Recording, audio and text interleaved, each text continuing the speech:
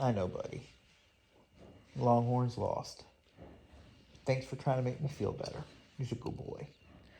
Yeah, he's my service dog and usually helps with my PTSD, but today it's my post-traumatic Longhorn syndrome he's helping me deal with. Season is over. Longhorns lost it for the second year in a row. They are a smidge away from playing for the national championship. This year it was two plays. It was two plays in one unexplainable sequence of play calling. First, that 72-yard touchdown run to end the first half after you just tied it, after you basically moved the ball down Ohio State's throat. Don't understand it. Texas has been tackling in space all year. This time they just didn't. And then you had first and goal on the one, and Sark, for some reason, had one try to go into the end zone the way you would expect, by pounding it inside. Then, after the first time it didn't work, he decides to pitch it outside. Ohio State is really good sideline to sideline. And then Quinn Ewers does his thing where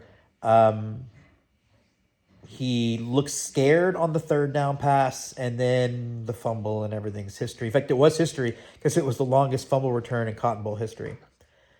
Before I get too much into the game, I do want to do a shout out to my Buckeye friends. Some of my favorite people are Buckeyes, actually. I actually have a set of Buckeyes in my office that I was at Ohio State for a film festival in Columbus. One of my very good friends wanted me to get me Buckeyes, but the line was long, so he stole them. So I've got illicit Buckeyes up there. Also, a shout out to Andy Schaefer, and also a shout out to the unofficial Buckeye historian on Twitter. We've had a really good time going back and forth this week. Seems like a really good dude. Was supposed to do the show with him, but I got sick and he got unavailable. But congratulations to him too. I'm not one to do moral victories.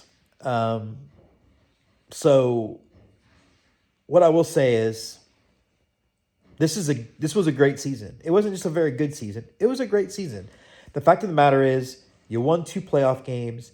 You were the last team in the SEC standing, and in any measure, outside of the 5 times Texas has won a national championship, or was it 4? I get confused with the football number and the baseball number. Yes, I went there. Yeah, it's hard to find a more successful season than this one.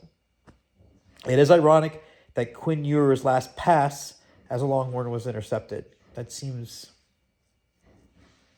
fitting or odd, I guess. But again, I'm not your moral victory guy, but I will say 2 things. One,